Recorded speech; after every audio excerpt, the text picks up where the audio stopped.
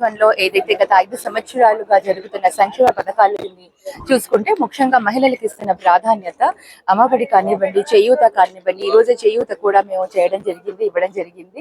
అలాగే ఆసరా, తర్వాత సున్నా వడ్డీ ఇలాంటి ఎన్నో సంక్షేమ పథకాలు మహిళలకు ఇళ్ల పట్టాలు అంటూ ప్రతి ఒక్క సంక్షేమ పథకం మహిళలకే బేస్ చేసుకొని ఇస్తున్న మా గవర్నమెంట్ వైఎస్ఆర్సీపీ గవర్నమెంట్ ఈ రోజు మహిళలకి కూడా రాజ్యాంగ పరంగా కూడా రాజకీయ పరంగా కూడా చాలా మందికి చాలా అవకాశాలు ఇస్తున్నారు. దానికి ఉదాహరణ నేనే. ఈ రోజు ముఖ్యంగా ఎమ్మెగనూరులో వీవర్స్ కి, చేనేతలకు ఇంపార్టెన్స్ ఇచ్చేసి సామాజిక న్యాయం కింద ఆయన ఇక్కడ నాకు టికెట్ ని ఇవ్వడం జరిగింది. మరి ఇవాళ చేనేతలందరూ కూడా చాలా సంతోషంగా ఉన్నారు.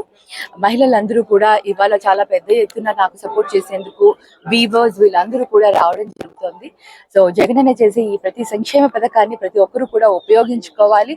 ఆయన చేస్తున్న ఈ సామాజిక న్యాయాన్ని మటుకు ప్రతి ఒక్కరు బీసీలు, ఎస్సీ, ఎస్టీ, మైనారిటీలు మటుకు తప్పకుండా గుర్తుంచుకోవాలి. ఇంతవరకు ఏ ప్రభుత్వాలు కానీ ఏ పార్టీలు కానీ ఇలాంటి కాన్సెప్ట్ తోటి ముందుకు రాలేదు. మనకు ఎన్టీ రామారావు గారు ఉన్నప్పుడు బీసీ కాన్సెప్ట్ ఏదైతే తీసుకుని ఇచ్చారో దాన్ని ఆయన తర్వాత దాన్ని స్లోగా దాన్ని డైల్యూట్ చేసుకుంటూ బీసీలను ఓన్లీ ఓట్ బ్యాంక్ కాకుండా వాడుకుంటూ తీసుకుని వచ్చారు. కానీ ఇప్పుడు ఏదైతే జగనన్న చేస్తున్న ఈ కార్యక్రమం ఏదైతే ఉందో బీసీలకు, ఎస్సీ, ఎస్టీ, మైనారిటీలకు ఆయన చేస్తున్న ఏదైతే ఒక న్యాయం ఉందో అది అందరూ హర్షిస్తున్నారు. ఆయన చూసి ఇప్పుడు ఇతర పార్టీలు కూడా అదే విధంగా ముందుకు వెళ్తున్నాయి. సో అది మేము చాలా గర్వంగా మేము చెప్పుకోగలుగుతాం. వైఎస్ఆర్సీపీ పార్టీలో మేము ఉన్నందుకు, మాకు అవకాశం ఇక్కడ ఇచ్చినందుకు చాలా సంతోషంగా ఉంది.